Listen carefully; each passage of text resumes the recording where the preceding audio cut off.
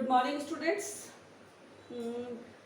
We have done question number 1 to 5 in previous class of exercise 3.3. Today we are going to start from question number 6. Read the question from the book. Two adjacent angle of a parallelogram have equal measure. एक parallelogram है, उसकी to एडजेंट angle जो है वो equal है. ये जैसे ये आपका पैरेललोग्राम है, इसके टू एडजेंट एंगल कौन से हैं? ये दोनों.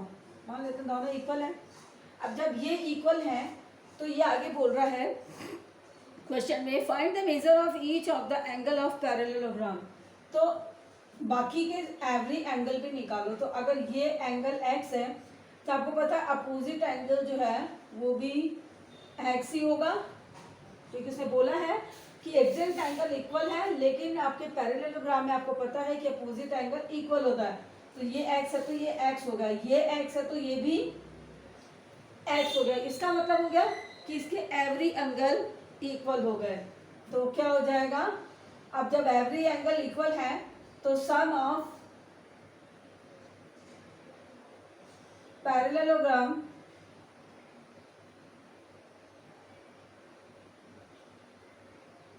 of interior angle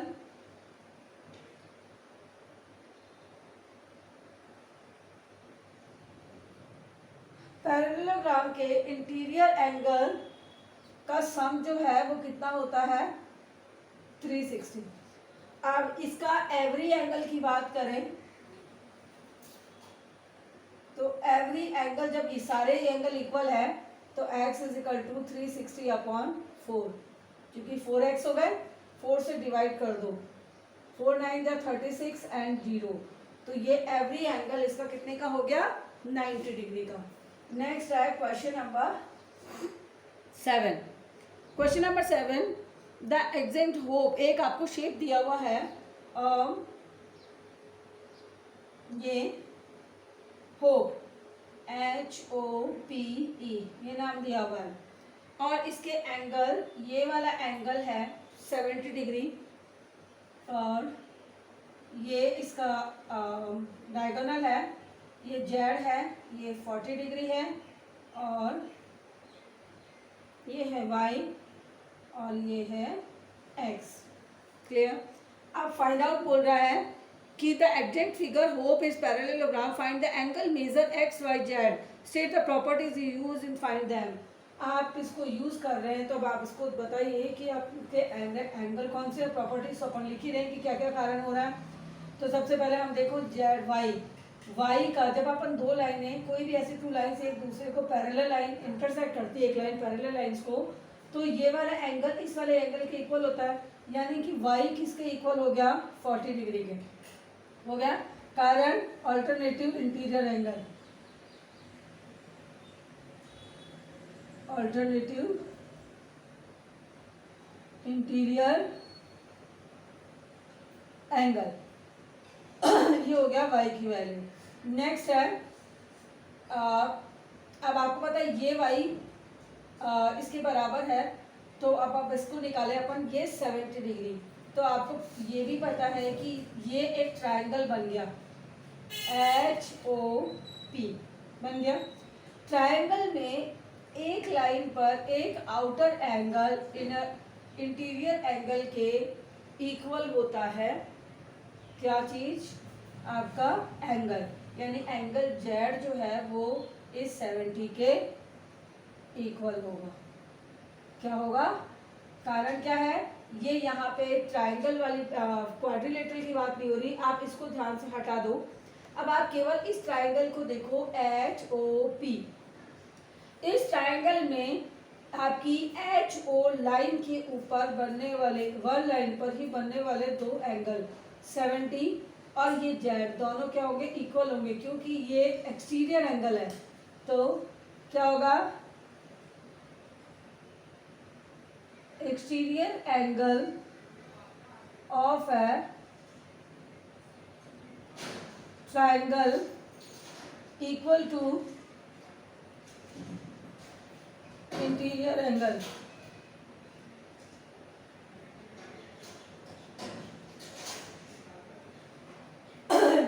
70 डिग्री इसके इंटीरियर एंगल ट्रायंगल के इक्वल होता है, तो हमने उस तरीके से निकाल लिया। अब हमारे पास रह गया x। x आपको पता है कि एग्जैक्ट एंगल, ये सामने वाला अपोजिट एंगल जो है वो इसके इक्वल है, तो यहाँ पे हम वैसे भी निकाल सकते हैं x इसके बराबर है और ये दोनों एंगल मिला के कितने होने चाहिए 180 डिग्री। मान लो मैं इसको a मान लेती हूँ, तो a प्लस 70 मिला के होना चाहिए 180 डिग्री, क्योंकि लीनियर पेयर होता है। तो ये 70 और ये मिला के कितना होना चाहिए 180। तो जितना 180 होगा उसमें से 70 निकाल देते हो, तो जो a होगा a के सामने वाला x है, तो क्या हो जाएगा x is equal to 180 minus 70 degree, कितना बच गया 110 डिग्री, इक्वल हो गया। आप इसको इस तरह से भी लिख सकते हो कि कौन सा, एक तो अपोजिट एंगल काम कर रहा है इसके अंदर,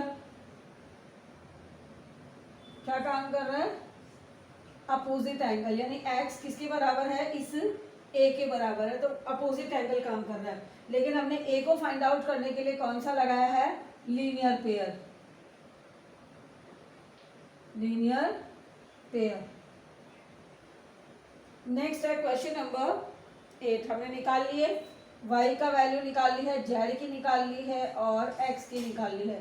लास्ट में आप आंसर में सीरियल से डाल दीजिए x इज इक्वल टू इतना, y इज इक्वल टू इतना और z इज इक्वल टू इतना। नेक्स्ट है question number 8, the following figure girls and runs are parallelogram, find x and y। x और y की वैल्यू निकालनी है, आपको शीट्स दे रखी है।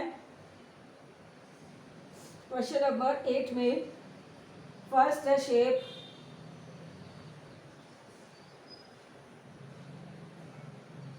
ये GUNS,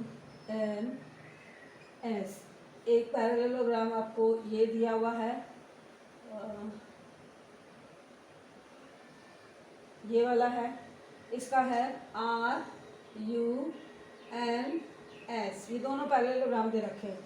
ये आपको ये वाली साइड है 3x और ये वाली साइड है 18। यहाँ पे ये वाली साइड है 3y माइनस 1 और ये वाली साइड है 36। इसमें ये इसके डायगोनल दे रखे हैं दोनों। अब मान लो डायगोनल ऊपर कटते हैं एक दूसरे के, तो ये डायगोनल जो है ये वाला पार्ट x प्लस वाई है, तो ये OR किसका कितना है 16। ऐसे ही OU जो है वो आपको दे रखा है y प्लस 7 और OS हो गया आपका दे रखा है 20। अब हमें फाइंड आउट करना है, तो अपन पहले फर्स्ट वाले को देखें। 3x आपको पता है पैरेललोग्राम है, तो आमने सामने की साइड इक्वल होगी, यानी ये 3x किसके इक्वल होगा 18 के, तो हम x की वैल्यू आराम से निकाल सकते हैं। 3x इज इक्वल टू 18 और x इज इक्वल टू 18/3, यानी 3 6 जा 18, 6 सेंटीमीटर। नेक्स्ट ये वाली साइड इस वाली साइड की इक्वल होगा, पैरेललोग्राम है अपोजिट साइड इक्वल होती है, तो उसके अकॉर्डिंग इक्वेशन बन जाएगी 3y माइनस 1 किसके इक्वल है 36 के, 36 ही है 26 है, किसके इक्वल है 26 के, तो 3y इज इक्वल टू 26।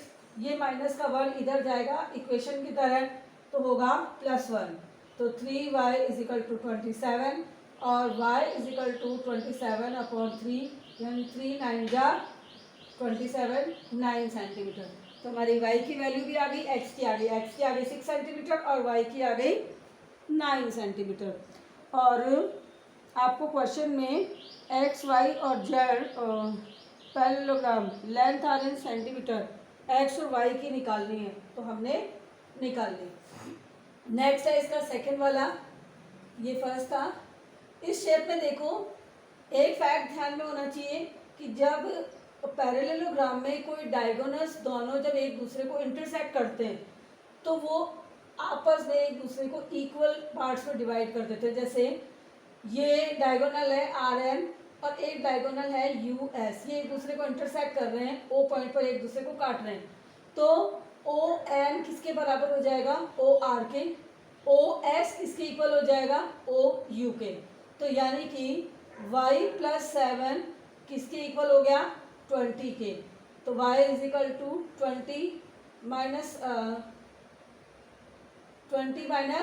7, क्योंकि 7 जो है प्लस का वो इधर जाएगा तो माइनस का हो जाएगा, यानी बचेगा 13 सेंटीमीटर। दूसरा x प्लस वाई किसके इक्वल है, 16 के। x plus y is equal to 16 के। तो x की वैल्यू प्लस y की वैल्यू है 13 is equal to 16। x is equal to 16, 13 इधर जाएगा इक्वल के तो माइनस का हो जाएगा, यानी माइनस 13। तो 16 में से 13 गए तो कितना बचा, 6 सेंटीमीटर।